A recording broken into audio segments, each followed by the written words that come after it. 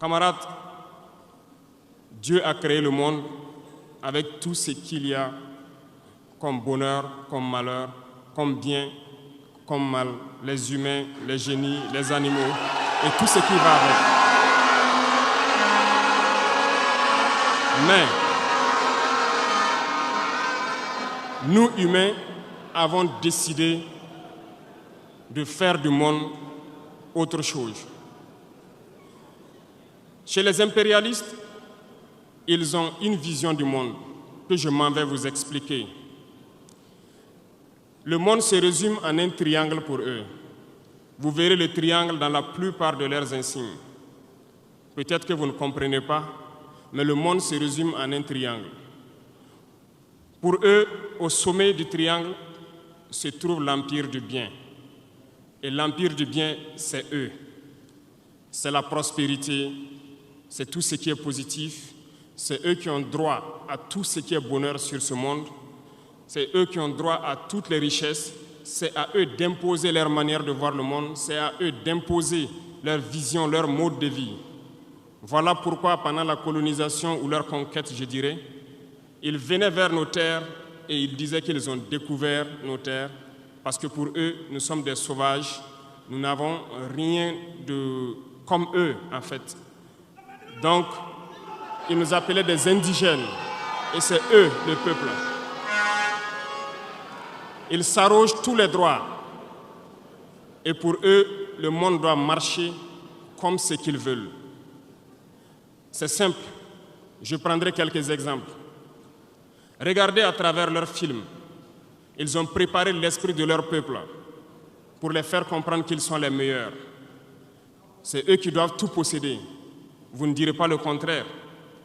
Dans tous leurs films qu'ils propagent, vous trouverez toujours les méchants. Ce sont soit les Russes, soit les Sud-Américains, soit les Noirs qui jouent les mauvais rôles de trafiquants de drogue, de proxénètes, de trafic d'humains, jusqu'à un passé récent, bien sûr.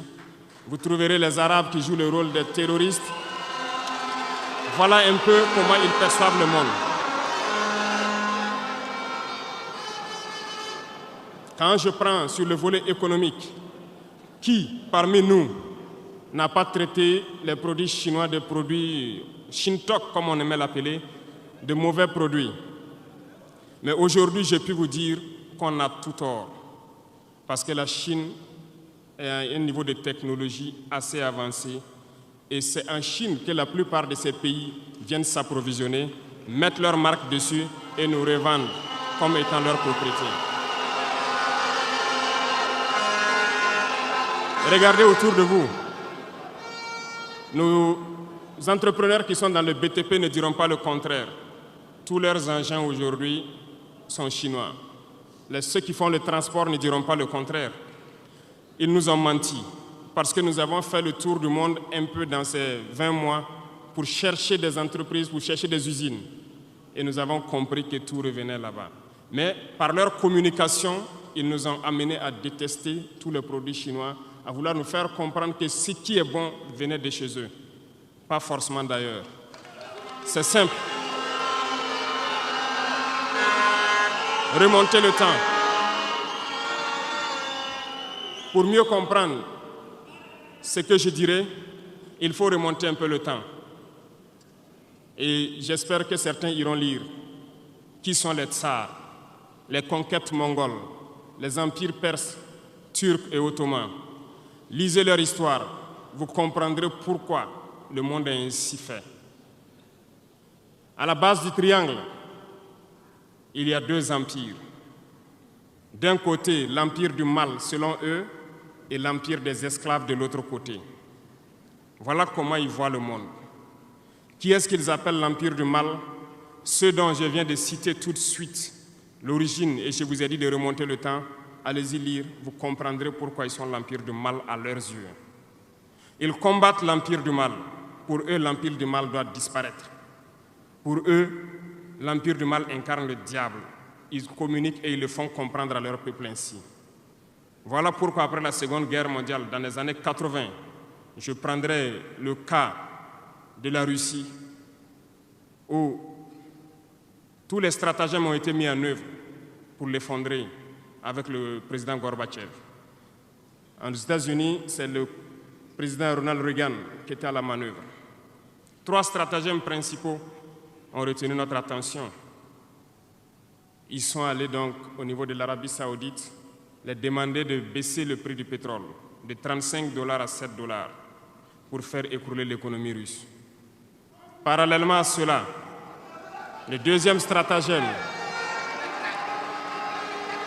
n'oubliez pas quelque chose, ces mêmes personnes qui viennent de quitter l'Afghanistan, soit disant qu'ils combattaient les talibans ont été reçus par le président Ronald Reagan à la Maison-Blanche. Ils ont été armés par la CIA.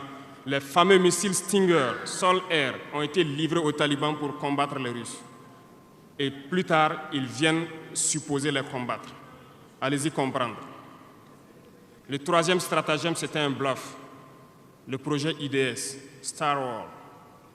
Lisez, vous comprendrez pourquoi ils ont amené le président Gorbatchev à créer le projet Paulus qui a enfoncé la Russie. Une fois que la Russie s'est effondrée, ceux qui se prétendent être de l'Empire du bien ont commencé à jubiler, jusqu'à ce que vienne cette équipe avec Vladimir Poutine pour essayer de remonter la Russie en surface.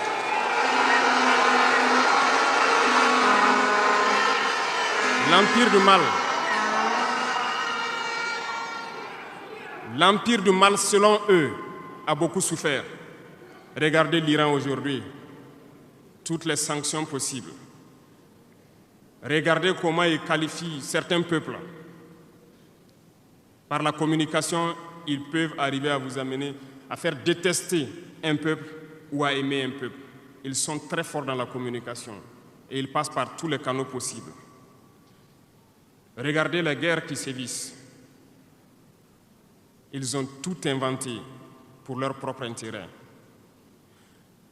Et enfin, l'empire des esclaves, selon eux, c'est l'Afrique et certains peuples d'Amérique du Sud.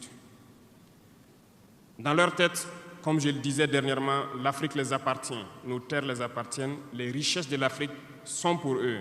Et ils ne peuvent pas concevoir que des Africains puissent s'émanciper, sortir la tête de l'eau et vouloir donc les tenir tête. Et pour cela, ils se sont mis un cliché en tête. L'Africain est facile à manipuler, il n'est qu'émotion. Ils trouveront toujours un Africain pour lutter contre son frère. Et ça a toujours été comme ça.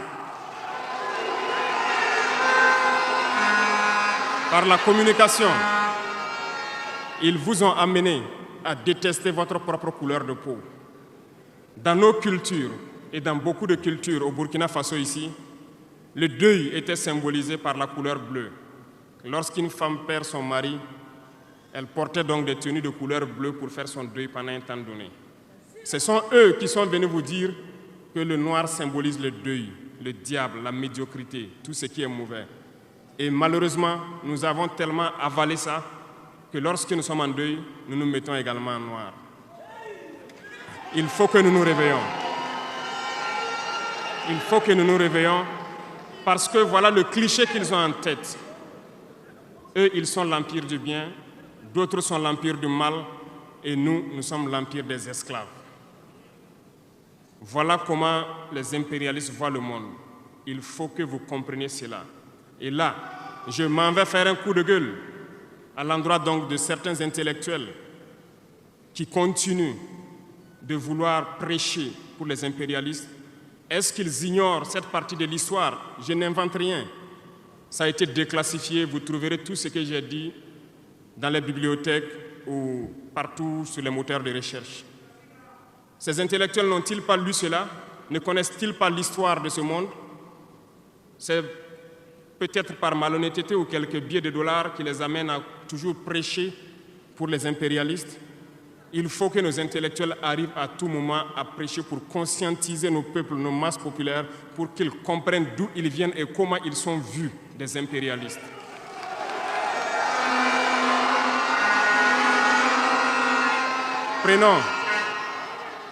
Prenons l'histoire de quelques guerres. Vous avez suivi la guerre d'Irak. Un gros mensonge qui a été inventé, soit disant de possession d'armes de destruction massive. Certains sénateurs, au niveau des États-Unis, ont tout fait pour avoir les preuves. ils ne l'ont pas eu. Souvenez-vous que plusieurs personnes ont démissionné de la CIA après cette guerre. Des preuves ont été inventées de toutes parts. Des services secrets occidentaux les ont aidés à fabriquer des preuves. Et on se souvient que le même Niger a été accusé en son temps en montant une fausse convention, un faux contrat de vente d'uranium à l'Irak. C'est le même processus qu'ils ont voulu amener la dernière fois pour soi-disant que le Niger vend de l'uranium clandestinement à l'Iran. C'est du déjà vu. Ils ont prétexté cela, ils n'ont pas eu de preuves. Même les Nations Unies ont trouvé finalement qu'il n'y avait pas de preuves tangibles de présence d'armes de destruction massive. Mais ils avaient leur objectif, il fallait détruire l'Irak. Ils ont détruit l'Irak. Ils ont créé l'État islamique. Tout comme ils ont créé les talibans dans les années 80, les armés, les équiper. Et après, ils prétendent venir les combattre. Comprenez le jeu. Ça n'a que trop duré. Il faut qu'on se réveille et qu'on comprenne tout ça et que nous prenions conscience de notre situation et nous battre pour notre avenir.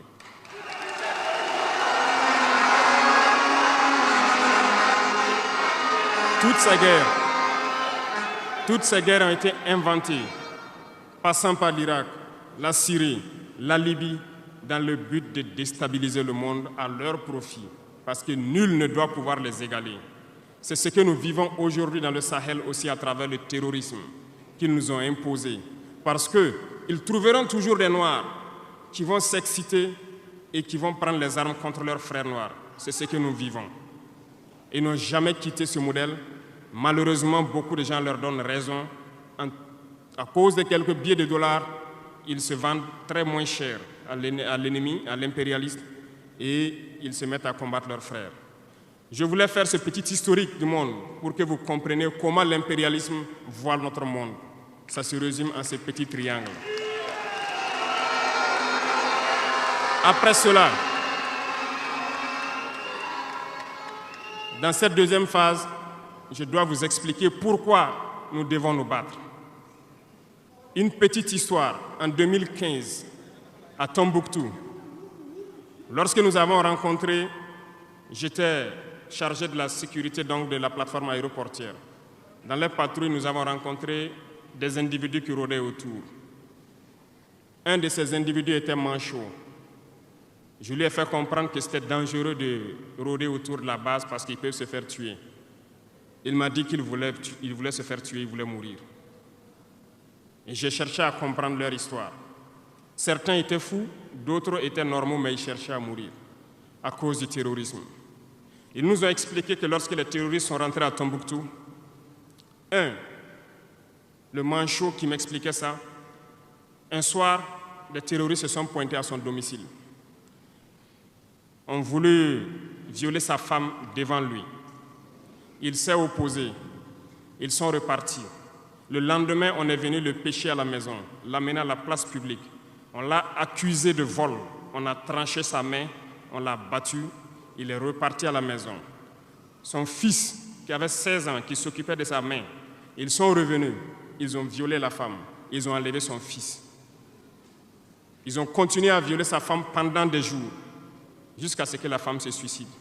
Et ils ont amené son fils, il n'a plus retrouvé son fils. Et lui, il préfère mourir. Voilà pourquoi il marche autour. Le jour qu'une sentinelle va lui tirer dessus, ça lui fera plaisir. D'autres ont connu le même sort. Ils ont été enlevés de chez eux parce qu'ils refusaient que les terroristes touchent à leurs femmes ou à leurs filles. Et le lendemain, on vient les soustraire, on les amène à la place publique, on les battait à sang. Et après, ils allaient faire leur sale besoin. Beaucoup de familles ont été détruites ainsi. Ce sont des criminels, des violeurs, des bandits, des trafiquants de drogue qui sont armés et qui sèment désolation dans nos contrées. Ils ne le font au nom d'aucune religion. Malheureusement, ici au Burkina Faso, certains villages se sont laissés compromettre par ces individus. Je parle en connaissance de cause. En 2022 à côté, j'ai été chercher avec mon unité dans un village parce qu'ils ne voulaient pas que nous restions là-bas parce qu'ils sont en bonne entente avec les terroristes. Ceux qui m'écoutent, ils savent de quoi nous parlons. Plusieurs autres unités sont témoins. Certains villages ont refusé catégoriquement que des FDS foulent leur sol parce qu'ils sont en bonne intelligence avec les terroristes. Nous leur avons fait comprendre qu'il n'y a pas d'alliance possible avec ces criminels, parce que c'est eux qui décident du jour où le pacte se rompt. Plus tard, je pense que beaucoup de villages ont compris cela. Lorsque le pacte s'est rompu, ils sont revenus sur les réseaux sociaux pour appeler au secours. Nous y avons été. Mais c'est pour dire, peu importe ce qu'ils viendront vous dire, peu importe les flatteries possibles, peu importe le pacte que vous avez signé avec eux, le jour qu'ils décident de mettre fin au pacte, ils viendront tuer et mettre fin au pacte. Il n'y a pas d'alliance possible avec les terroristes. Il n'y a pas d'alliance possible avec ces criminels. Ils sont à combattre. Un point, c'est tout.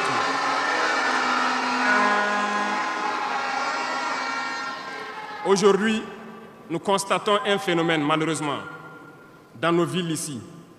Certaines personnes se plaisent à passer de cour en cour, à faire comprendre aux épouses de certains FDS et certains VDP, aux familles de certaines personnes tombées pour la patrie, qu'eux, ils avaient une solution pacifique avec les terroristes. C'est nous qui avons voulu faire la guerre, et voilà pourquoi tout ça se passe.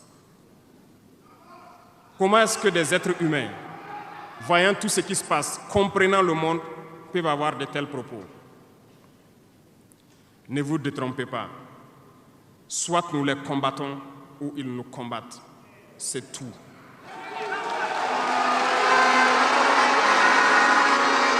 Les gens se cachent. Ces gens se cachent soi-disant derrière un semblant de dialogue ou de négociation. Encore, ils vont vous ramener à traîner dans la boue.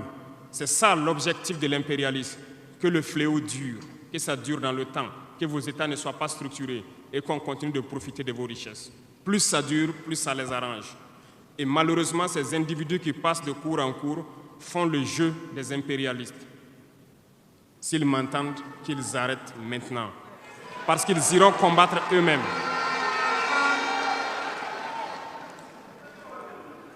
Nous n'avons pas le choix que de combattre. Et nous avons opté pour le combat, et c'est par là que nous serons libres, que nous serons réellement indépendants. Pour ce faire, nous avons pris le soin de diagnostiquer le problème profond du Burkina Faso. J'avoue que le problème est réel et profond. Le mal est là. Nous l'avons diagnostiqué et nous découvrons de jour en jour le système.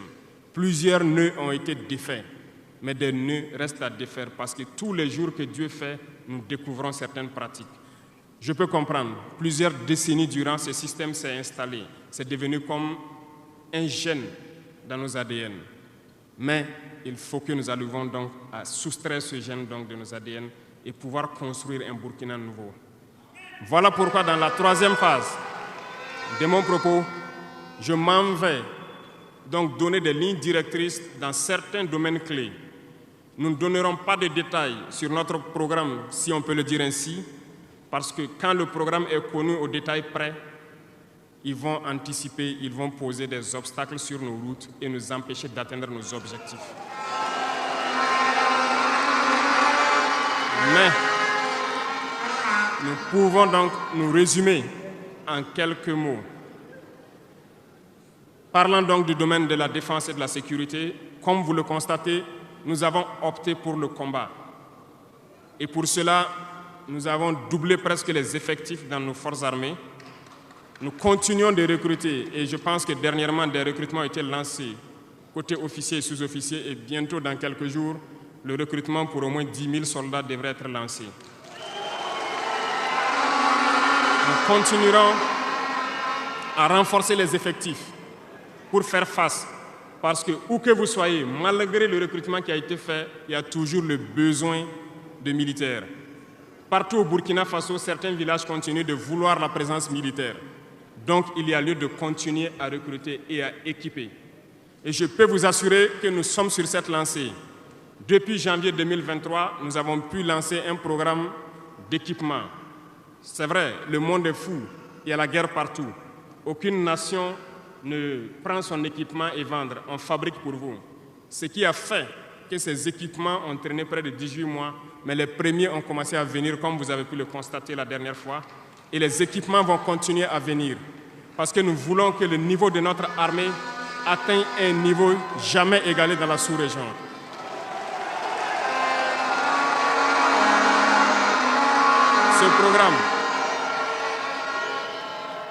Ce programme d'équipement va se poursuivre. Et c'est vous, les acteurs de ce programme. Parce que depuis que nous nous battons, j'ai pu vous dire, ces soi-disant amis du Burkina qui étaient là depuis longtemps, qui sucent nos richesses, même une seule cartouche de Kalachnikov, nous n'avons reçu de personne pour faire notre combat. C'est vous qui payez. Et nous continuerons à faire corps avec notre peuple pour pouvoir mener cette lutte. Nous avons des partenaires qui ont accepté de nous vendre des équipements et qui ont même proposé de pouvoir nous livrer des équipements stratégiques et que nous puissions payer dans le temps. Nous leur en remercions pour ce geste.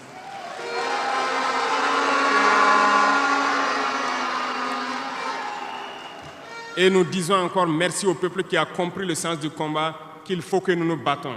Si nous ne nous battons pas, ils viendront nous chercher chez nous, comme dans un poulailler ou dans une bergerie.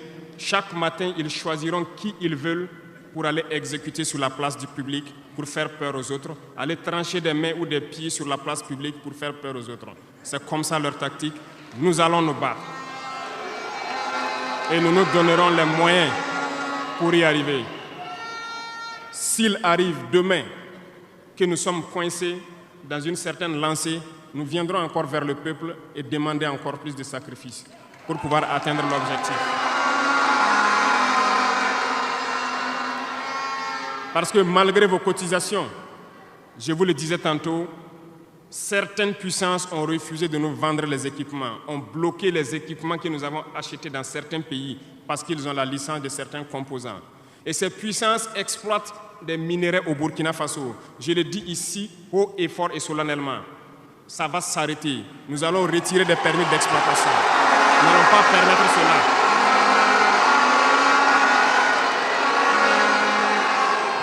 Vous ne pouvez pas exploiter nos ressources et refuser de nous vendre des équipements, faire bloquer nos équipements. Nous n'allons pas accepter. Qu'ils s'attendent, nous allons récupérer nos permis d'exploitation et nous allons l'exploiter nous-mêmes.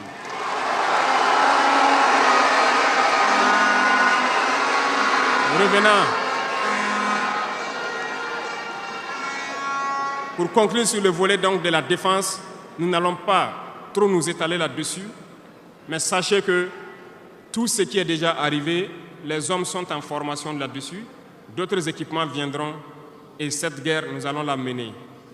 Beaucoup de stratégies ont été déjà écrites et nous les adaptons au fur et à mesure du comportement de l'ennemi. Et nous allons vaincre très prochainement ce terrorisme ici au Burkina et même dans l'AES.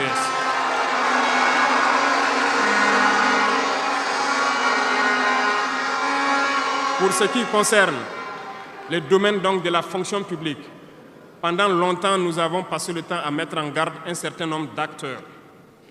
Mais nous avons compris que le phénomène est tellement profond. La corruption, la mauvaise gouvernance dans les différentes administrations, le manque d'éthique persiste. Certains organes ont été donc mis en place dans le cadre de la lutte contre la corruption et dernièrement, certains arrêtés ont été pris pour ce qui concerne les primes de dénonciation. Le dernier acte à poser sera fait avant donc, la fin de ce mois. C'est un organe qui devra siéger dans tous les ministères pour s'auto-saisir de certains dysfonctionnements, des actes de corruption et pouvoir agir. Et ces organes seront prêts. Parce que nous avons beaucoup de gros travailleurs aussi dans l'administration, mais qui sont mis à l'ombre, qui sont souvent mis à l'écart. Parce que pendant longtemps, ce sont les plus corrompus, les plus malhonnêtes qui ont été mis à la lumière, c'est eux qui bénéficient de tous les avantages. Et je dis donc aux travailleurs de faire attention à ces individus qui sont en train de perdre leurs privilèges, parce qu'ils vont continuer de vous manipuler, de vous intoxiquer et de vous envoyer dans de mauvais pâturages. Faites très attention à ces individus qui sont en train de perdre leurs privilèges, parce que nous n'allons pas permettre à ce que une soi-disant élite donc, qui avait été programmée s'arroge tous les droits donc, dans nos différentes administrations. Le dernier organe sera mis en place avant la fin de ce mois et le travail réel va commencer. Vous entendrez dire un peu partout à l'issue de ça, que nous ne respectons pas certains textes, nous ne respectons pas certaines lois, mais il n'y a pas de loi ou de textes qui tiennent dans cette lutte lorsque c'est pour l'intérêt de la patrie. Qu'ils se le tiennent pour dire, donc nous allons aller dans ce sens. Nous avons donc dans le processus du recrutement adopté une ligne de conduite. Nous sommes en train de faire un diagnostic, de vérifier les présences et de voir les besoins. Il n'est pas exclu qu'au cours de l'année, certains concours soient lancés pour augmenter des effectifs dans certains endroits. Certes, il y a eu d'abord une vague de concours qui a été lancée, mais dans tous les milieux, ils sont en train de faire le point. S'il y a besoin, je dis bien s'il y a besoin, nous continuerons encore de recruter pour être à un niveau acceptable et pouvoir faire fonctionner les différents organes donc, du pays pour le bonheur donc, des masses populaires. Dans le domaine donc, de la diplomatie, nous avons opté pour une diplomatie commune dans l'AES. Toutes les décisions vis-à-vis donc, des partenaires, que ce soit africains ou à l'étranger, seront prises à l'unanimité au sein de l'AES. Mais nous avons aussi opté pour une diplomatie de vérité. Nous ne comptons pas nous mettre dans certaines logiques de mentir ou de couvrir la réalité, soit disant que c'est la diplomatie. C'est faux. Ce n'est pas là la diplomatie. Je puis vous dire que ce que vous voyez en superstructure, lorsque les gens viennent en audience et sortent pour parler au micro, ce n'est qu'une partie visible de l'iceberg. Ce qui s'est passé à l'intérieur dans les huis clos, ça n'a rien à voir avec la diplomatie. Et nous sommes donc inscrits dans cette logique de dire clairement les choses au peuple. Certains vont nous critiquer, d'autres même iront à dire que non, un chef d'État ne doit pas parler comme ça, un chef d'État ne doit pas faire ça. Mais nous leur disons que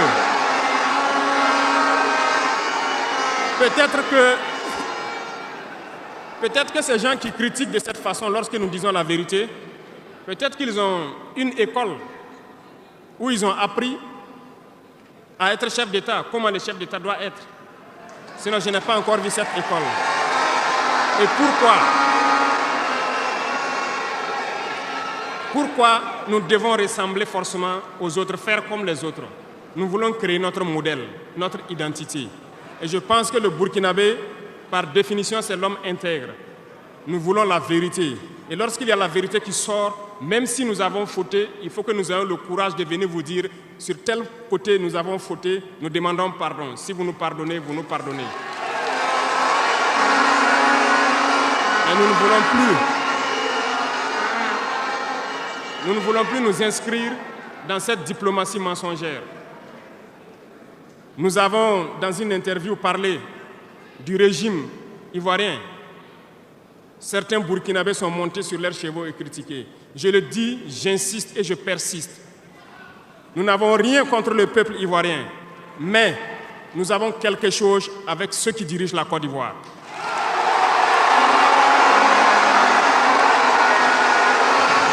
Nous le disons et nous le répétons encore.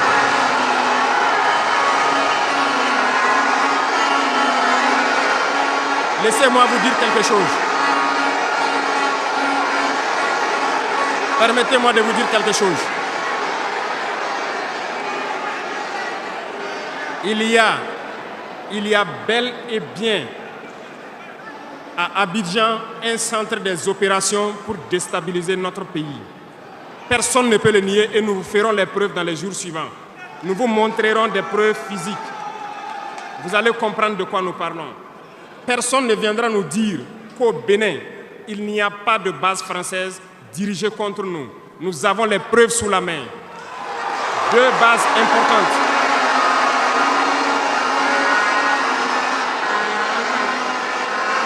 Nul ne peut le contester. Et je les mets au défi. Et nous n'avons rien contre le peuple béninois. Là, nous avons un problème avec la politique des dirigeants béninois. Et nous le disons haut et fort encore. Dans cette diplomatie, nous avons décidé de dire la vérité. Il y a bel et bien 2 bases. Une vers Kandi et l'autre en allant vers Porga ou je ne sais pas quelle localité. Des pistes ont été réaménagées à plus de 3000 mètres de long. Des avions atterrissent. Les gens équipent et forment les terroristes là-bas. Nous avons des enregistrements audio d'agents français au Bénin là-bas qui se jouent le centre des opérations des terroristes. Ils montent les opérations avec eux. Ils les aident à se soigner. Ils font tout ce qu'il y a là-bas. Nous avons tous les détails sur eux. Et vous ne voulez pas qu'on le dise à notre peuple? On va le dire. Si vous ne le voulez pas, s'ils ne le veulent pas, qu'ils arrêtent de se comporter ainsi. C'est simple. Nous n'avons forcé personne à prendre son indépendance. Si vous décidez de rester dans votre situation, mais ne prenez pas vos pays pour en faire des bas arrêts parce que ce sont vos populations qui vont en souffrir après. Et ce n'est pas une bonne politique. Nous le disons par expérience, et je le répète toujours, le Burkina a été une base arrière pour déstabiliser certains pays. Et ce n'est pas bien. Le Burkina a été une base arrière à un moment donné pour les terroristes ici. Voilà le prix que nous payons.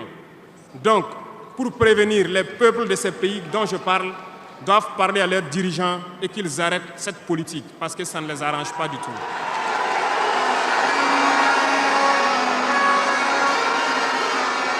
Pour venir, dans le volet communication et culture, nous avons lancé plusieurs initiatives. Au cours de l'année 2024, vous avez pu célébrer avec nous donc, le mois donc, de consommation locale. Nous avons eu les journées traditionnelles, le mois du patrimoine. Beaucoup d'activités ont été menées. Nous allons continuer à ramener donc, en surface donc, notre culture.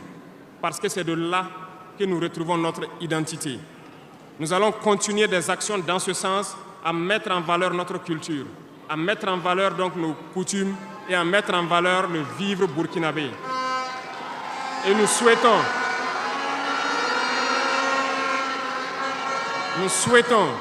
que chacun soit acteur de l'émergence du Burkina Faso à travers sa manière de communiquer.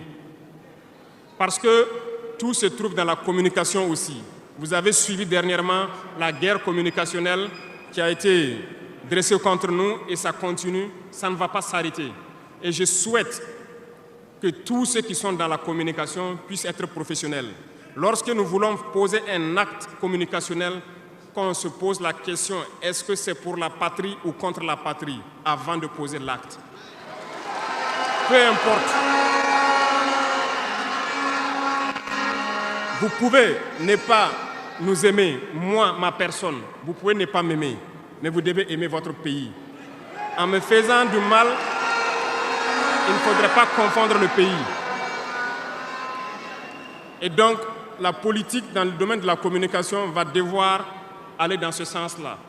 Et nous serons obligés donc de recadrer la communication sur tous les aspects. Et c'est cette ligne de conduite qui sera donc adoptée. Nous n'allons pas permettre à ce que des Burkinabés communiquent contre le Burkina Faso. Nous allons toujours nous inscrire dans l'éveil des consciences. Nous devons pouvoir sensibiliser les masses populaires pour que les gens comprennent pourquoi nous devons nous battre sur tous les volets. Revenant au domaine donc de l'agriculture, comme vous pouvez le constater, nous avons lancé des initiatives depuis 2023 et cette année, l'offensive a été lancée. Ça se passe plus ou moins bien. J'aimerais donc que les gens comprennent que nous avons décidé d'accorder une grande part de notre budget et de notre temps aussi au monde agricole. Parce que plus de 90% de notre population est paysanne. Mais pendant des décennies, ils n'ont jamais senti l'intéressement donc, à leur public. Et c'est pourquoi nous avons décidé d'entreprendre un certain nombre d'initiatives, d'actes que nous posons. Nous aimerions pouvoir labourer tous les champs de tous les paysans du Burkina Faso, les donner les semences qu'il faut et les permettre de pouvoir avoir les intrants nécessaires à coût subventionné pour pouvoir nous aider dans la lutte contre l'insécurité alimentaire. Parce que l'autosuffisance alimentaire est un droit. C'est dans ce même sens que nous avons créé dernièrement l'ONBA, l'Office national d'aménagement des barrages hydro-agricoles. Nous allons l'équiper parce que tous êtes témoins dans vos différentes régions que nous avons beaucoup retenu d'eau, beaucoup de barrages, mais qui sont ensablés, qui sont bouchés. Et nous avons la possibilité de faire d'autres barrages. Nous sommes en train de payer de l'équipement pour cet office pour qu'il puisse se déployer sur le territoire et avec la contribution des populations, pouvoir construire beaucoup de barrages et désensabler beaucoup de barrages. Nous allons poursuivre ce combat. Nous allons poursuivre ce combat jusqu'à l'atteinte de l'autosuffisance alimentaire et que nos populations puissent manger à leur faim. Dans le domaine des infrastructures, nous avons un manque crucial de routes. Et en faisant l'analyse, nous avons trouvé pour certaines routes des études très vieilles. Et pour d'autres, il n'y a pas d'études. Nous ne pouvons pas construire une route sans avoir des études. Les études sont préalables. Voilà pourquoi dans ce secteur, nous avons ordonné au ministère de faire beaucoup d'études sur beaucoup de tronçons, ce qui nous permettra donc à l'avenir de pouvoir lancer des travaux et bien faire ces travaux pour que ce soit durable sur beaucoup de tronçons. Pour cela, nous avons remarqué que les frais pour bitumer 1 km de tronçon, nous sommes autour de 500 millions de francs. Donc pour 100 km avec les ouvrages d'assainissement, nous n'avons pas moins de 60 milliards pour faire 100 km de route bitumée. C'est très cher et très coûteux. La technique a été de créer donc des brigades d'intervention, donc des infrastructures. Nous sommes en train donc de vouloir équiper plusieurs brigades avec de l'équipement pour faire le minimum et permettre donc aux entreprises aussi du BTP de vivre et de faire une partie. Nous allons partager donc la poire en deux pour pouvoir baisser les dépenses et pouvoir faire le maximum de routes possibles dans un laps de temps.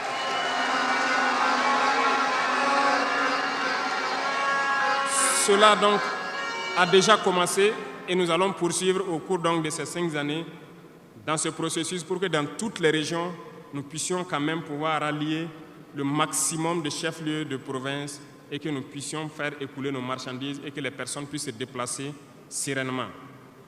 Dans le domaine donc, de l'urbanisme, nous sommes dans un processus de pouvoir redessiner nos villes. Et si vous remarquez, les villes sont trop grandes, si je prends Ouagadougou, mais les infrastructures d'assainissement et autres ne suivent pas. Ça fait que nous pataugeons dans la boue et nous n'avons pas assez d'assainissement. Ça nous crée beaucoup de maladies qui peuvent donc amener des épidémies. Nous avons un processus de pouvoir concentrer les villes à travers donc des constructions en hauteur.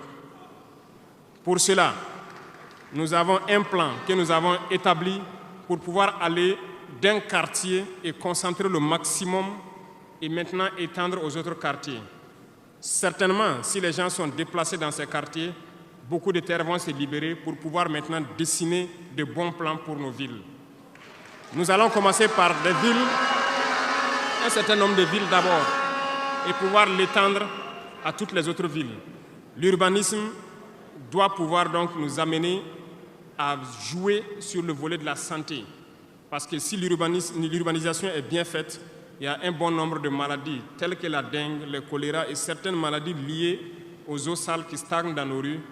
Nous allons donc avoir un bon résultat dans le domaine sanitaire. Ce qui m'amène donc dans le volet de la santé. Nous avons décidé depuis un temps de rehausser le plateau technique d'un certain nombre de CHR, d'équiper certains centres donc de scanners et d'appareils qui puissent permettre aux citoyens d'avoir des examens adéquats et à moindre coût. Nous allons continuer dans ce processus. Voilà pourquoi nous avons lancé l'initiative présidentielle pour la santé au Conseil des ministres passé. Il s'agira de créer ce que nous avons appelé des centres de santé communaux. Et dans ces centres de santé, nous avons intégré un minimum de services qui doivent être servis aux populations. Il s'agira de l'imagerie, c'est-à-dire tout ce qui est échographie et radiographie, des banques de sang et aussi des laboratoires, pour que les populations des différentes provinces et communes, certaines communes, n'aient pas à se déplacer ou à avoir besoin d'ambulance pour une transfusion sanguine, amener des malades vers certains centres, qui peuvent d'ailleurs ne pas arriver à cause de l'état de la mauvaise route. Donc, cette initiative est déjà lancée et nous allons faire en sorte que nous puissions commencer avant la fin de l'année la construction des premiers centres et leur équipement. Nous allons le poursuivre au fur et à mesure jusqu'à la limite donc de nos moyens pour pouvoir donner une santé, un système de santé fort à toutes nos populations.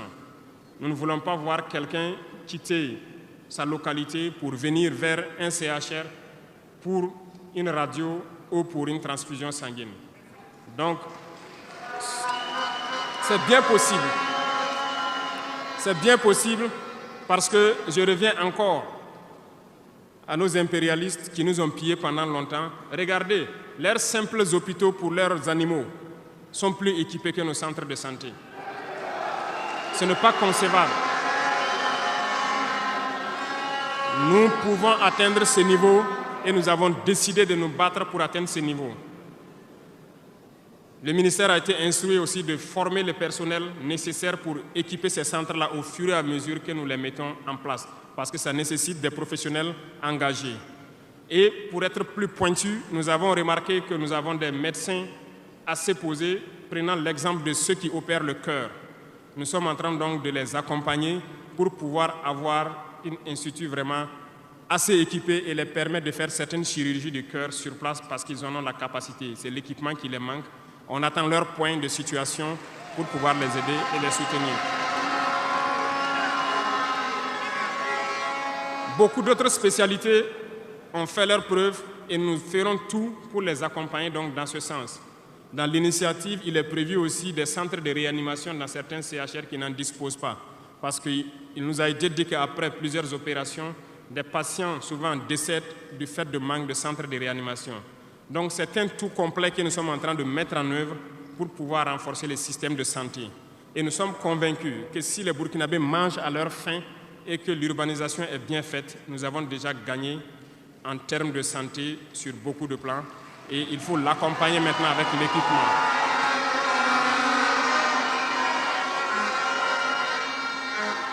Dans le domaine de l'éducation, nous avons fait le diagnostic et comme vous le savez, nos camarades étudiants sont là, ils ne diront pas le contraire. Comment quitter ces chevauchements d'années? Comment refaire le système? Eh bien, nous avons abouti à une conclusion. Nous avons lancé l'initiative aussi pour l'éducation de qualité. Ça va intégrer tous les volets, de la maternelle jusqu'à l'université. Les premiers bâtiments devront donc pousser aussi avant la fin de l'année. Nous avons opté pour des constructions en hauteur, pour rassembler le maximum d'élèves sur des superficies données, pour permettre un contrôle approfondi et judicieux de l'enseignement, parce que l'enseignement, c'est aussi de l'éducation. Et au finish, nous devrons avoir des complexes dans la plupart de nos communes, qui vont de la maternelle jusqu'au secondaire, et les centres universitaires doivent voir leur capacité augmenter aussi. Quand nous prenons aujourd'hui nos salles de classe à 3 classes qui sont construites un peu partout, la saison des pluies a commencé, les intempéries encore sont venues nous montrer que ce n'est pas la bonne option. Voilà pourquoi nous ne voulons plus faire ces centres isolés avec des petites maisons de 3 salles et nous allons passer à des constructions à hauteur pour avoir le maximum d'élèves dans un espace donné et l'encadrement conséquent pour une éducation de qualité. Beaucoup d'autres choses seront initiées dès le primaire. Nous allons revenir à certains fondamentaux de discipline et d'instaurer donc un certain nombre de valeurs à inculquer aux plus jeunes depuis le primaire pour qu'ils soient de bons citoyens de demain. Une partie. Il y aurait donc un début de formation militaire, si je peux le dire comme ça, civique et patriotique au tout petit pour pouvoir continuer dans les lycées. Et le programme national donc au niveau du SND est en train de muter.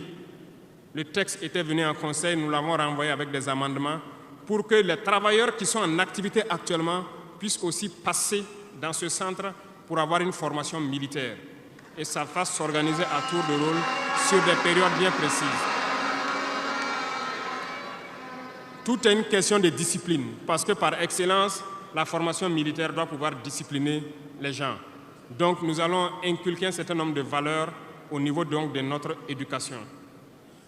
Revenant donc au centre universitaire, avant aussi la fin de l'année, nous allons commencer la construction d'un certain nombre d'amphithéâtres.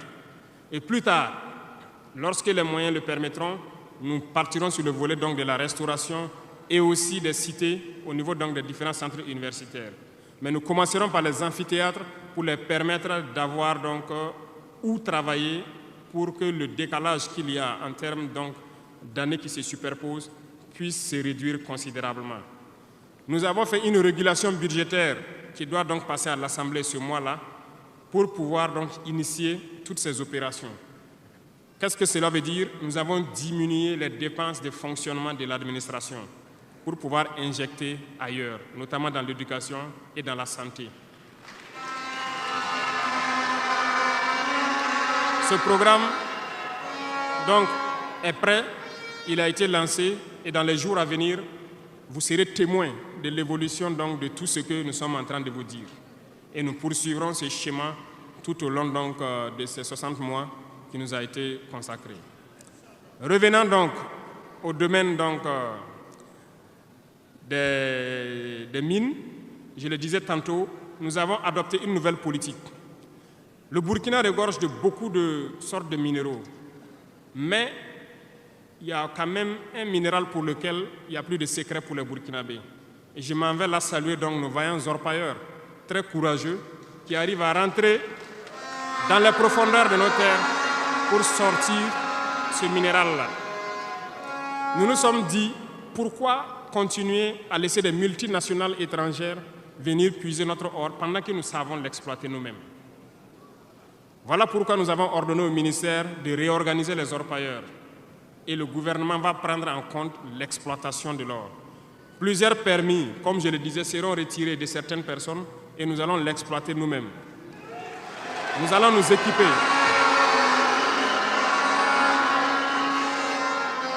Nous allons nous équiper en machines pour le faire, mais même si nous n'arrivons pas à nous équiper de manière conséquente, nos orpailleurs ont fait leur preuve de courage et d'abnégation. Nous allons creuser nous-mêmes notre or et ça sera pour nous au Burkina ici.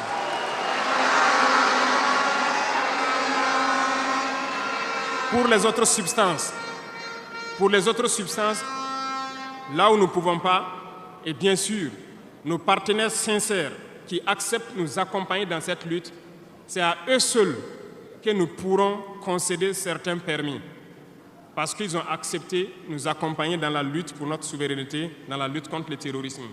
Et nous avons édicté un nouveau code donc, minier qui est actuellement à l'Assemblée et j'espère qu'il sera voté donc, dans la semaine prochaine pour imposer un nouveau modèle aux différentes entreprises qui vont venir pour exploiter l'or ici, pour que le maximum de profit soit pour l'État.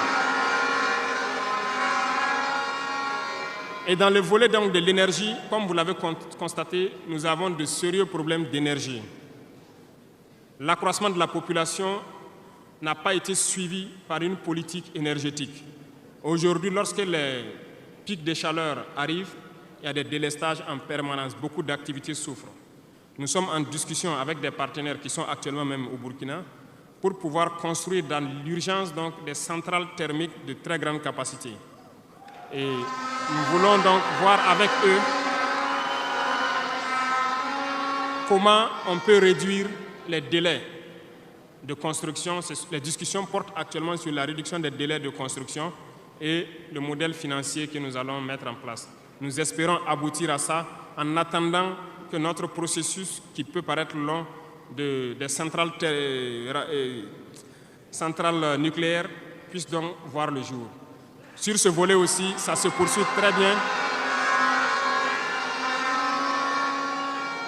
Sur ce volet, nous pouvons vous assurer que ça se poursuit très bien et nous sommes en train de vouloir mettre en place, sur place ici, une unité, si je peux dire, pour former des Burkinabés qui doivent prendre le relais, qui doivent suivre tout ce qui est processus de construction et prendre le relais, le transfert de compétences.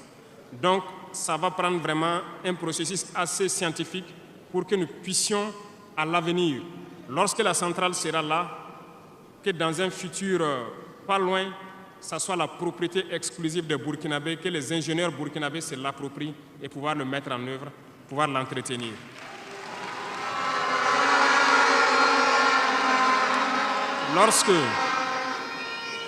Lorsque les conclusions donc, des discussions qui sont en cours avec les partenaires pour la centrale thermique verront le jour, nous allons vous mettre ça à disposition. Et si nous avons besoin de vous, nous allons vous le dire pour pouvoir mettre en œuvre rapidement ce plan aussi. Parlant donc du domaine de l'économie, qui tient beaucoup à cœur, nous sommes en train de mettre en place un processus. Le paiement donc, de la dette intérieure a commencé un peu avec les plus petites dettes. Les factures de moins de 100 millions ont été payées et nous poursuivons au fur et à mesure parce que ça doit permettre de soulager le secteur privé et de pouvoir donc relancer l'économie. Actuellement, nous allons nous tourner rapidement vers les sociétés d'État. Leur assemblée générale vient de finir, comme vous l'avez constaté. Elles fonctionnent très bien et elles ont fait de très bons résultats. Nous allons partir donc des sociétés d'État, soustraire un peu sur leur DAT pour soulager l'économie et faire tourner, soulager la dette intérieure et faire tourner l'économie. Donc dans les jours à venir, s'il plaît à Dieu, beaucoup d'entrepreneurs doivent être soulagés après donc, la signature de conventions avec les sociétés d'État. Mais nous sommes en train, donc dans le secteur minier, comme je vous l'ai dit, de prendre une certaine indépendance. Ça doit nous permettre donc de pouvoir avoir un bon nombre de ressources en matière de finances, mais aussi et surtout le volet de l'industrialisation qui doit venir combler ce volet économie-là. Parce que nous dépensons beaucoup à l'extérieur, nous sommes en train de mettre en place tous les processus pour que nos devises ne sortent pas. En attendant, au niveau de l'AES, comme vous l'avez constaté, nous avons décidé de mettre en place une banque d'investissement et aussi un fonds souverain. Ce processus, donc, les techniciens sont là-dessus. La réflexion est en cours et nous espérons, dans un futur proche, qu'ils nous présenteront quelque chose de conséquent.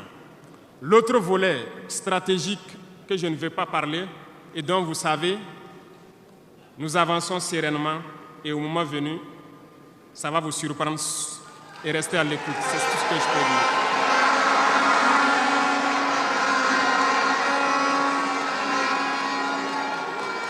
Dans le volet commerce et industrialisation, nous avons aussi posé les diagnostics, comme je vous le disais. Actuellement, comme vous le constatez, nous avons énuméré un bon nombre de produits que nous importons de l'extérieur. Alors, nous sommes en train d'entamer un processus d'industrialisation. Il faut que nous arrivions à mettre le maximum d'industrie sur place pour transformer nos matières premières et pour pouvoir fabriquer ce que nous consommons. Nous sommes dans ce processus et nous discutons avec beaucoup de partenaires pour avoir le maximum d'industrie sur place. Cela va faire en sorte que nos devises ne sortent pas et que l'économie tourne bien et que aussi nous puissions avoir de l'emploi pour les jeunes. C'est dans ce cadre que nous avons pris certains décrets pour faciliter la création des petites entreprises. Nous avons élagué tout ce qui est taxes durant donc un bon nombre d'années pour que les petites entreprises puissent se créer et vivre. Malheureusement, les petites entreprises se retrouvent confrontées aux besoins de financement. Il faut le dire, au niveau des banques, ça s'avère beaucoup compliqué pour qu'on puisse avoir des financements lorsque vous créez votre entreprise. Nous avons rencontré le monde des banquiers et comme je le disais, nous avons échangé, mais je ne suis pas du tout satisfait parce que le retour qui devait être fait pour que nous les accompagnions pour financer les petites entreprises n'est pas satisfaisant.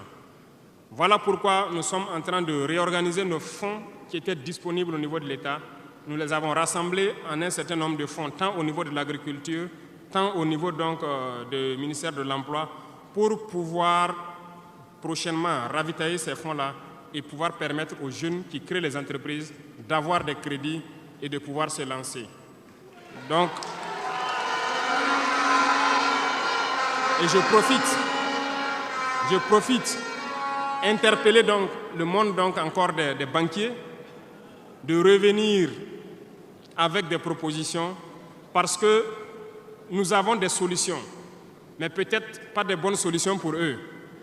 Mais il faut qu'ils reviennent un peu pour nous appuyer à pouvoir aider les jeunes à s'en sortir. Le cas échéant,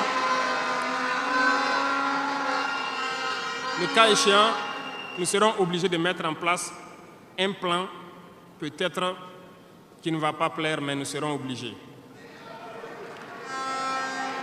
Dans le domaine donc du commerce, comme vous l'avez constaté, beaucoup de gens nous ont interpellés au cours de notre tournée sur les marchés hier. Nous avons fait un point de situation. Il y a tellement de travail à faire pour reconstruire ces marchés hier. Donc, aujourd'hui, quand vous prenez à Ouagadougou, le maire fait des séances de sensibilisation un peu partout, concernant donc un certain nombre de commerçants qui se sont installés de manière anarchique au bord des rues, mais j'ai instruit à ce que ce soit des sensibilisations toujours, en attendant que nous dégageons les espaces pour construire des marchés dignes de ce nom et demander aux gens de venir prendre des boutiques dans ces marchés et maintenant pouvoir libérer les rues pour pouvoir agrandir et assainir notre milieu. Et je profite donc vous demander, vous aussi, population des villes, de nous aider dans cette phase de sensibilisation en vous sensibilisant vous-même pour ne pas aller construire autour des poteaux de la Sonabel qui sont un danger pour vous-même, de ne pas aller construire sur les caniveaux d'évacuation d'eau. Et je compte sur vous pour qu'on puisse donc atteindre cet objectif-là.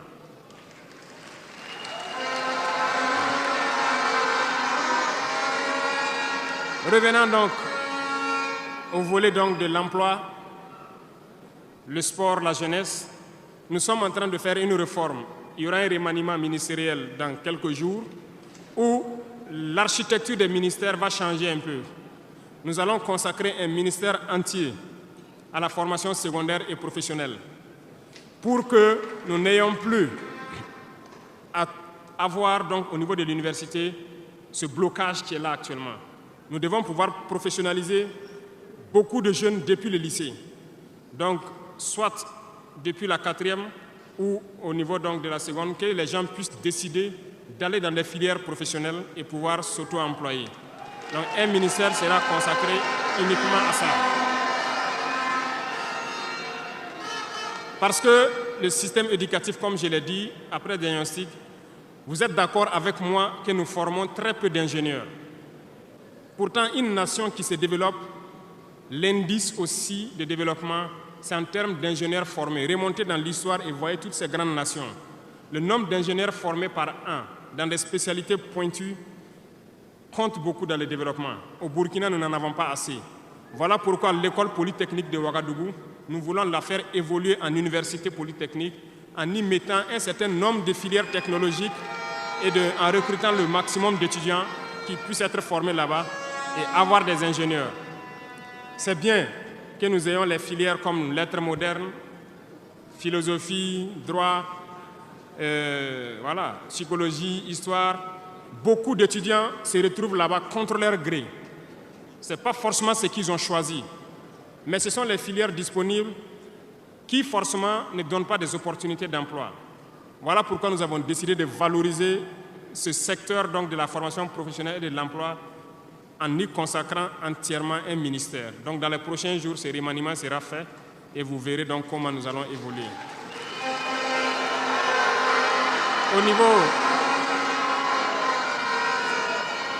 Au niveau du sport, la jeunesse et le sport, nous avons jugé nécessaire qu'il faut reprendre la main. Il faut reprendre la main pour recadrer. Parce que, première chose, le sport permet d'éviter un certain nombre de vices. La drogue, l'alcool, certains vices de la société peuvent être combattus à travers le sport. Nous voulons donc mettre des pôles dans toutes les régions, reconsidérer l'UCBF et toutes les disciplines sportives pour pouvoir les valoriser et créer les pépinières pour qu'au niveau professionnel, nous ayons le maximum de Burkinabés qui défendent les couleurs de Burkina Faso à l'extérieur. Le ministère qui sera consacré à ça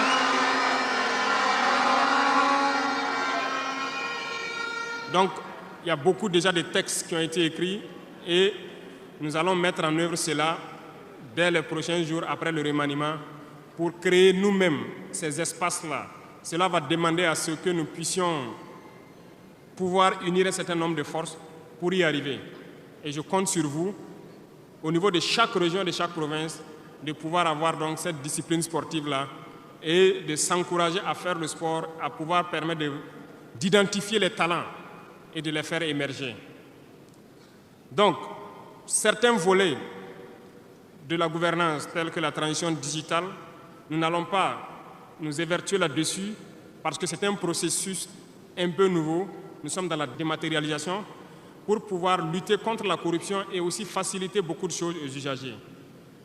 Le processus a déjà été lancé et vous voyez tous les jours les applications qui sont créées qui nous permettent donc de pouvoir faire faciliter un bon nombre d'activités au niveau des usagers. Même au niveau de la justice, vous avez pu voir que les casiers judiciaires et les certificats de nationalité aujourd'hui peuvent s'obtenir facilement en ligne. Donc nous allons continuer dans ce processus également. Revenant donc au domaine donc de l'humanitaire, nous avons donné donc instruction au ministère. C'est le ministère de la Femme, du Genre, de la Cohésion sociale et de l'action humanitaire. C'est eux qui traitent toutes ces questions. Mais nous avons décidé dans une première phase de nous concentrer sur l'action humanitaire, notamment soutenir les populations qui retournent dans leur village.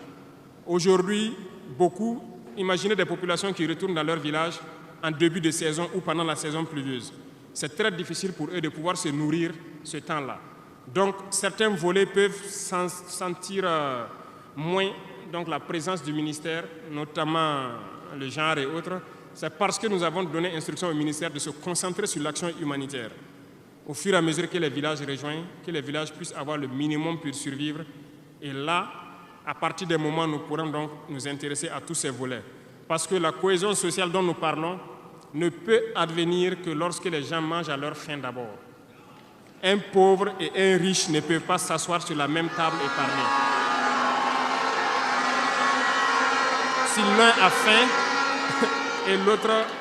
Voilà, c'est compliqué. C'est ce que je passe mon temps à dire à tous ceux qui viennent nous parler de cohésion sociale. Quelqu'un ne peut pas avoir faim et quelqu'un qui mange à sa faim, vous voulez les asseoir pour parler à la même table, ce n'est pas possible. Il faut que tout le monde ait à manger d'abord.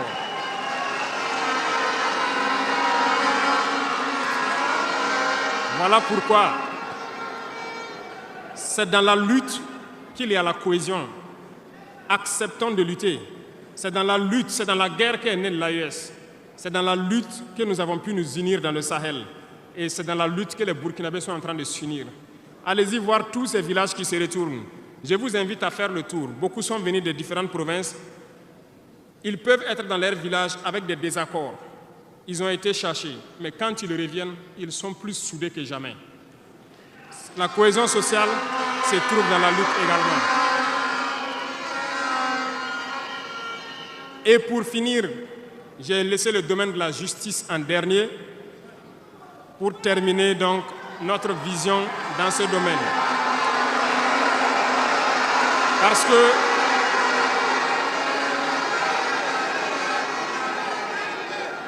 Parce que nous avons un sérieux problème dans ce volet.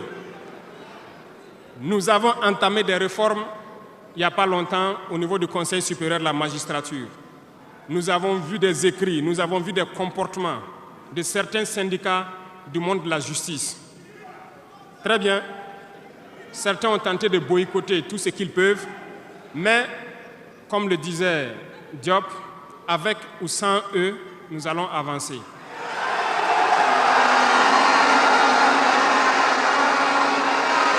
Nous avons plaidé.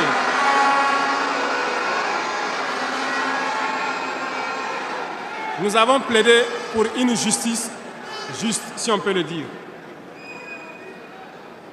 Nous avons sensibilisé beaucoup les gens, mais nous nous sommes rendus compte qu'il y a beaucoup de brebis galeuses dans leur rang, malheureusement.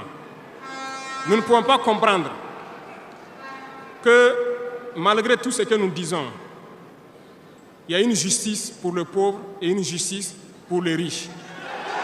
Ça ne peut pas continuer. Lorsqu'on le dit, ils disent que nous ne devons pas parler de ça. Nous allons parler de ça et bien même. Parce que Remarquez jusqu'au jour d'aujourd'hui, lorsqu'un citoyen lambda, qui ignore la loi d'ailleurs, même si on dit nul n'est censé ignorer la loi, un citoyen lambda a un problème en justice, on peut l'attraper, le mettre en prison sans jugement pendant longtemps d'abord. Mais lorsque un autre citoyen a un problème en justice, pour peu qu'il puisse mobiliser 1, 2, 3 avocats, son dossier est rapidement pris en compte, jugé rapidement, pendant que le pauvre, lui, il croupit d'abord en prison. On ne peut pas accepter ça.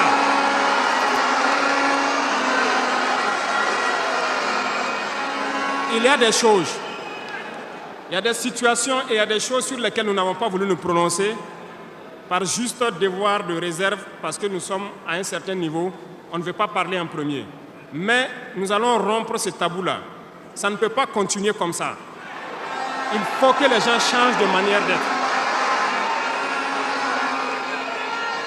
Beaucoup de gens sont toujours en prison sans jugement.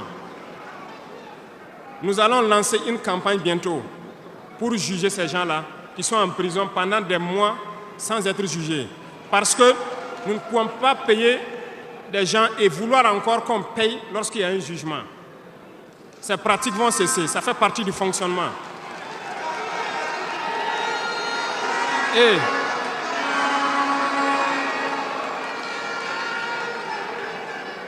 malheureusement, je le dis haut et fort, et j'invite donc les magistrats qui sont sincères là, voilà, à donner le ton aussi et à quitter dans une certaine logique. Parce qu'il y a beaucoup de brebis galeuses dans leur rang. Il y a des magistrats corrompus qui se cachent derrière des syndicats pour poser un certain nombre d'actes.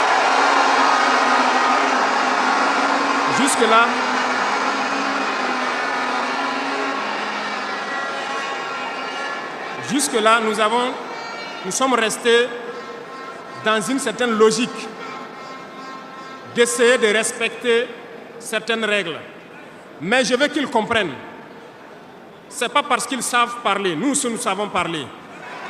Si quelqu'un continue dans cette logique, à chaque instant, nous serons devant le peuple pour les expliquer pourquoi nous avons violé telle décision de justice, tant que ça ne va pas rencontrer l'assentiment du peuple. Parce que c'est le terme qui existe.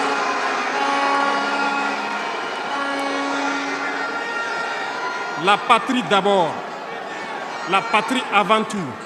Si une mauvaise décision est prise, soi-disant pour protéger certains individus qui nuisent à la patrie, nous allons nous opposer. Et nous n'allons pas permettre que la décision soit exécutée.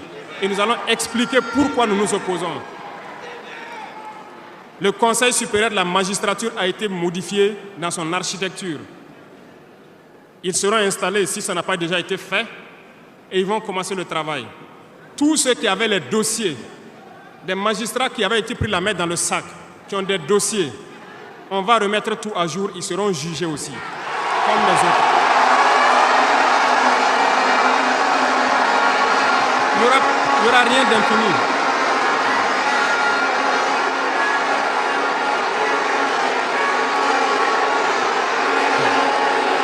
Ils sont au courant.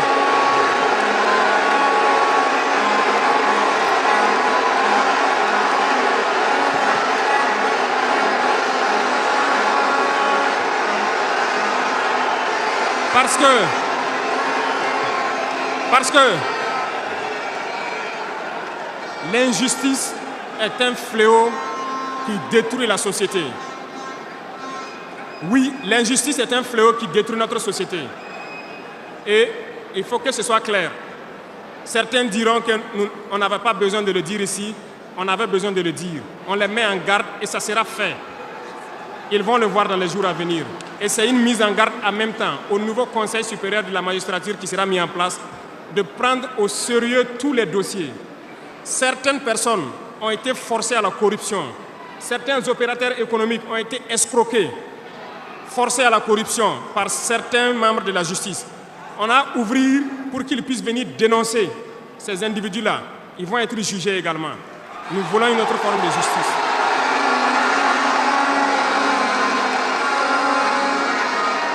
Nous ne le faisons pas pour nous-mêmes. Nous ne le faisons pas pour nous-mêmes, mais nous le faisons pour la masse. Parce que les deux catégories de citoyens, cette minorité qui se retrouve être la minorité dirigeante et la majorité qui est la masse populaire paysanne qui croupit dans les villages, nous n'allons pas permettre à ce qu'il y ait cette distanciation en matière de justice. Donc, j'ai laissé la partie de la justice en dernière partie pour les dire que la bataille sera lancée. Et nous comptons sur les magistrats honnêtes pour faire le travail honnêtement et expédier de leur rang les corrompus, les vendus et les escrocs. Nous n'allons pas continuer à les embourgeoiser, à les enrichir. On va nettoyer. Et s'il faut que...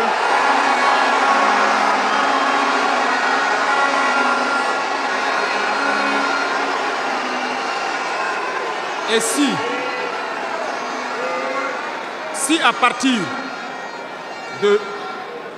partir de ces propos que je tiens aujourd'hui, certains décident de faire des mouvements d'humeur ou de ne pas travailler, ils sont libres. Nous prendrons les mesures qui sied. Mais le pays va avancer.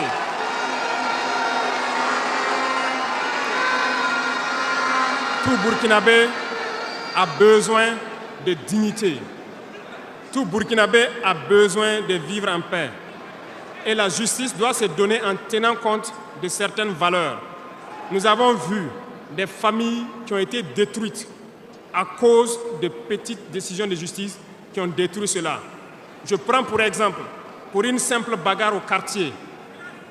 Une simple bagarre au quartier, on prend quelqu'un pour coups et blessures, on le met en prison, on ne se rend même pas compte que ce sont ces femmes et ces enfants qui vont périr dans la misère. On détruit des familles pour ça. Nous avons interpellé à relire le code pénal et c'est en relecture. Nous allons changer carrément le modèle de justice. Parce que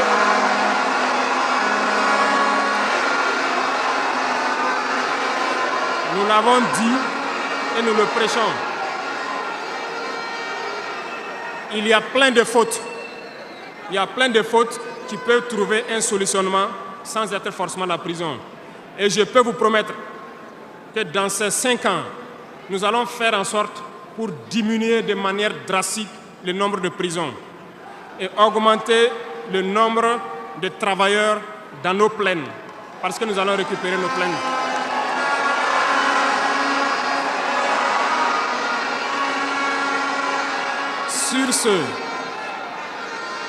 Sur ce, nous n'allons pas donc nous détailler sur tous les aspects. Nous allons nous arrêter là parce que vous avez beaucoup de questions sûrement à poser sur ce que nous venons de dire et nous allons vous apporter les réponses claires, simples et limpides. Merci beaucoup et je vous laisse la parole. Le président du Faso, Ibrahim Traoré, dans son discours, dénonce avec force l'impérialisme occidental, qu'il illustre par la métaphore d'un triangle où l'empire du bien, les puissances occidentales, domine l'empire du mal et l'empire des esclaves, incluant la Russie, l'Iran et l'Afrique. Il critique leur domination économique et culturelle, notamment par la manipulation de la communication, évoquant la diabolisation des Russes et d'autres peuples non occidentaux dans les médias. Il cite également des exemples historiques comme la guerre froide et les stratégies employées pour affaiblir des nations comme la Russie dans les années 1980. Il fait un parallèle avec la perception des produits chinois, jadis méprisés et aujourd'hui incontournables dans l'économie mondiale. Le président critique l'ingérence occidentale dans les conflits au Moyen-Orient et en Afrique, dénonçant leur rôle dans la déstabilisation de l'Irak, de la Syrie, de la Libye et le terrorisme au Sahel, qu'il considère imposés pour maintenir leur hégémonie.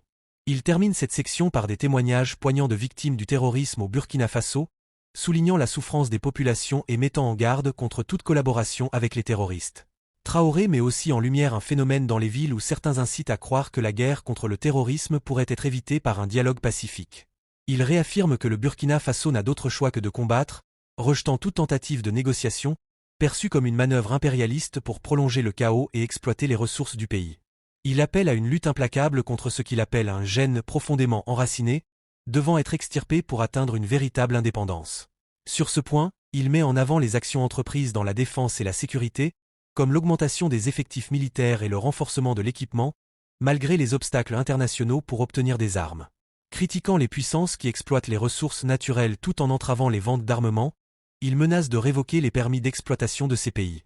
Il remercie le peuple pour ses sacrifices financiers et appelle à poursuivre cet effort collectif pour assurer la souveraineté du pays. Sur le plan de la gouvernance, il dénonce la corruption endémique et annonce des réformes dans chaque ministère pour lutter contre ce fléau. Il encourage les citoyens à résister aux manipulations des anciens bénéficiaires du système. Sur la scène internationale, Traoré prône une diplomatie authentique et transparente, critiquant la présence de bases militaires étrangères en Côte d'Ivoire et au Bénin, qu'il accuse de soutenir indirectement le terrorisme. Il promet de révéler des preuves et exhorte les peuples de ces pays à se mobiliser contre les politiques de leurs dirigeants, qu'il juge complices de la déstabilisation régionale. Le président accorde également une grande importance à la culture, en encourageant la promotion de l'identité burkinabé par des initiatives locales et la consommation de produits locaux, tout en soulignant la nécessité d'une communication positive pour le développement du pays. Dans cette perspective, il annonce des mesures pour atteindre l'autosuffisance alimentaire et améliorer les infrastructures, notamment en matière de santé et d'urbanisme. Il insiste sur des constructions en hauteur pour mieux gérer l'espace urbain et prévoit la création de centres de santé communaux offrant des services de base tels que l'imagerie médicale, des banques de sang et des laboratoires. Dans le domaine de l'éducation, il envisage de redessiner les infrastructures scolaires et d'intégrer une éducation civique et patriotique dès le primaire, tout en prévoyant une formation militaire pour renforcer la discipline. Un budget est déjà prévu pour soutenir l'éducation et la santé. En parallèle, il évoque une réforme du code minier pour permettre à l'État de reprendre le contrôle de l'exploitation de l'or, en limitant les concessions aux partenaires soutenant la lutte contre le terrorisme. Dans le secteur de l'énergie, il annonce des projets pour construire des centrales thermiques à grande capacité et former les ingénieurs burkinabés à gérer ces infrastructures. Sur le plan économique, il annonce le paiement de la dette intérieure pour relancer le secteur privé et prévoit des réformes pour favoriser l'industrialisation, la création d'une banque d'investissement et d'un fonds souverain. Il exhorte les banques à soutenir les jeunes entrepreneurs, tout en avertissant qu'un plan plus radical pourrait être envisagé en cas de refus. Il aborde aussi la nécessité de réorganiser les marchés, de moderniser l'urbanisme et de sensibiliser les commerçants au respect de l'espace public. Enfin, le président souligne l'importance de la justice, dénonçant une justice à deux vitesses où les riches bénéficient de privilèges tandis que les pauvres sont marginalisés. Il appelle à une refonte totale du système judiciaire pour éliminer la corruption, en promettant de juger les magistrats corrompus et d'instaurer des réformes visant à rendre la justice plus accessible et équitable pour tous. Traoré conclut en promettant de réformer le code pénal pour réduire les peines de prison et introduire des alternatives, tout en s'engageant à juger les personnes détenues sans procès. Réflexion sur le discours d'Ibrahim Traoré, un appel à la souveraineté dans un monde multipolaire en crise. Le discours d'Ibrahim Traoré soulève des enjeux géopolitiques et socio-économiques cruciaux pour le Burkina Faso et pour l'ensemble de l'Afrique. À travers ces mots, il dénonce les dynamiques impérialistes qui, selon lui, maintiennent les pays africains dans une situation de dépendance vis-à-vis des grandes puissances occidentales. Il décrit le monde sous forme d'un triangle de domination, un modèle qui peut paraître simpliste à première vue mais qui résonne avec l'histoire postcoloniale de nombreux pays africains. Dans ce triangle, les puissances occidentales se positionnent comme les arbitres des règles du jeu international, tandis que les nations comme le Burkina Faso, la Russie ou l'Iran sont reléguées à des positions inférieures, dominées et exploitées. Cette vision manichéenne des rapports de force internationaux n'est pas nouvelle, mais elle revêt un poids particulier dans le contexte actuel de crise économique mondiale, de tensions militaires et de lutte pour l'influence entre des blocs rivaux. La Russie, souvent mise en avant par Traoré comme un contre-exemple de l'empire du bien, reflète un basculement vers un monde multipolaire où de nouveaux centres de pouvoir émergent, remettant en question l'hégémonie occidentale. Traoré insiste également sur le rôle destructeur de l'impérialisme occidental en Afrique et au Moyen-Orient, rappelant les guerres en Irak, en Syrie, en Libye et la propagation du terrorisme au Sahel. Il établit une connexion directe entre ces conflits, souvent perçus comme éloignés des préoccupations quotidiennes des Burkinabés, et la déstabilisation du Burkina Faso lui-même. La guerre contre le terrorisme, à laquelle il fait face, serait selon lui un produit des ingérences étrangères, destiné à perpétuer le chaos pour mieux exploiter les ressources naturelles du pays. Cette perspective est audacieuse mais controversée. Peut-on vraiment attribuer l'ensemble des problèmes africains à des puissances extérieures, ou y a-t-il également des facteurs internes à prendre en compte, tels que la corruption et les inégalités structurelles? En ce sens, la lutte contre la corruption endémique que Traoré propose constitue une partie essentielle de sa vision pour l'émancipation de l'Afrique. Sa promesse de réforme pour éliminer les réseaux de corruption, qui gangrènent l'administration et l'économie du pays, semble impérative pour la mise en place d'un projet de développement national autonome. Cependant, le président fait également face à un défi. Celui de garantir que ces réformes ne se heurtent pas aux intérêts enracinés, tant internes qu'externes, qui bénéficient de la situation actuelle. L'accent mis sur l'éducation et la formation des jeunes burkinabés pour renforcer leur autonomie, qu'il lie à une nouvelle forme de patriotisme, illustre une approche centrée sur la construction d'une nation souveraine et résiliente. En encourageant une éducation civique et patriotique dès le primaire, Traoré vise non seulement à renforcer l'unité nationale, mais aussi à ancrer une conscience critique face aux défis mondiaux et aux dynamiques impérialistes qu'il dénonce. Ce projet est ambitieux, mais il pose également la question de la manière dont cette idéologie sera intégrée dans un système éducatif souvent sous-financé et en proie à des défis d'infrastructure. D'un point de vue économique, le président semble prêt à défier les règles du capitalisme globalisé. Sa critique acerbe des puissances qui bloquent la vente d'armement tout en exploitant les ressources du pays touche à un paradoxe de la globalisation. L'Afrique, riche en ressources naturelles, reste marginalisée dans les échanges mondiaux. L'idée de récupérer le contrôle de l'or et de réformer le code minier est un appel à la reprise en main des leviers économiques, mais cette tentative se heurtera nécessairement à des résistances, tant internes qu'externes, notamment de la part des entreprises multinationales. Ce choix économique pourrait redéfinir les relations internationales du Burkina Faso, mais il soulève des questions sur les capacités de l'État à prendre en charge ces exploitations de manière efficiente.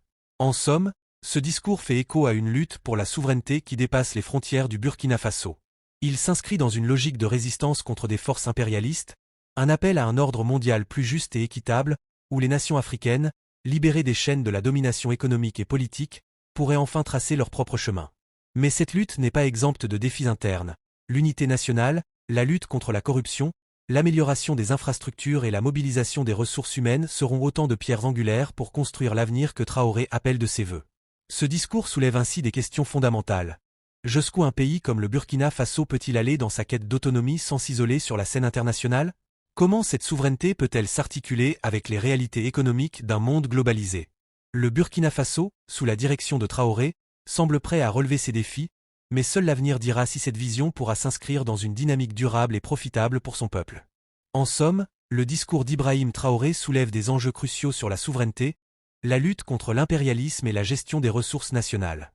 Alors que le Burkina Faso cherche à se libérer de certaines formes de domination, des questions subsistent.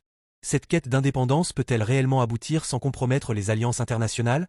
Et surtout, comment concilier la volonté d'émancipation avec les réalités économiques mondiales? Quelles seraient les étapes concrètes à suivre pour atteindre cette véritable souveraineté? Partagez vos réflexions dans les commentaires. Merci et à très bientôt.